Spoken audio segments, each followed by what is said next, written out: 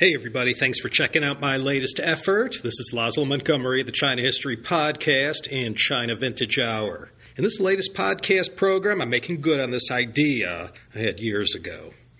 Like most learners of the Chinese language, my collection of dictionaries and books includes several of these volumes on Chinese sayings, or chengyu.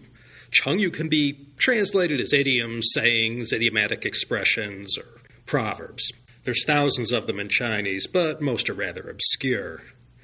Every language and every culture has these things. I remember phrases like, a stitch in time saves nine, you reap what you sow, and God helps those who help themselves. They all have some story behind them, or maybe something that documents the first use of the saying.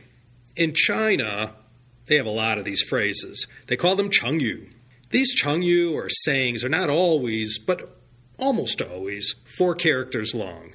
In the Chinese language, every character is a single syllable. So, in 4 measly characters, 4 syllables, these chengyu sum up an entire concept, moral, or idea. To me, the most interesting aspect of these Chinese chengyu is that a lot of them, well, most of the ones I'll introduce anyway, have stories behind them that go back, in some cases, to thousands of years ago, to China's oldest dynasties, the Shang, Zhou, Qin, and Han, when the great Chinese sages like the Duke of Zhou, Lao Tzu, Confucius, and Zhuangzi walked the earth.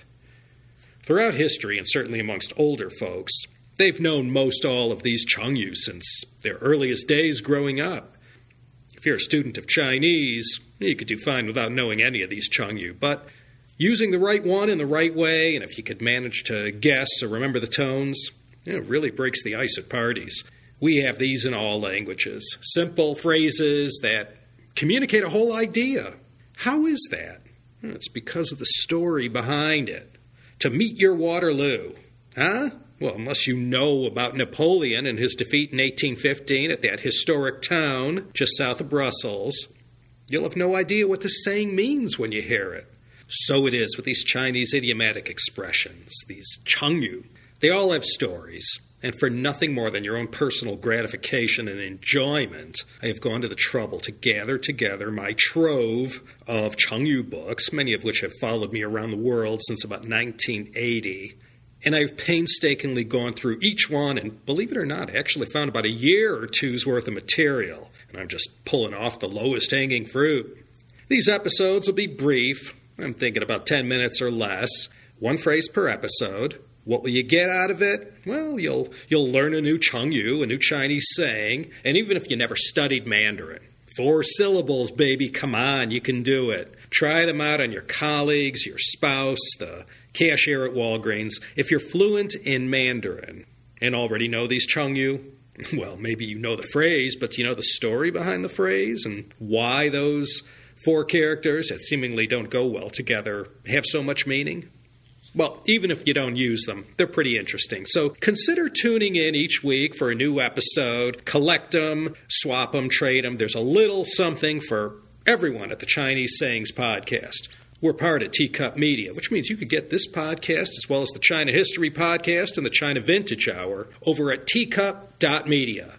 More than 100 informative and entertaining hours of Chinese history.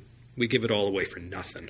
If by chance you're a fan of antiquarian travel literature from the 18th and 19th centuries, feel free to gorge yourself at the China Vintage Hour. Many of these books I present are from authors long forgotten and whose work has been languishing in online archives and in library book stacks the world over.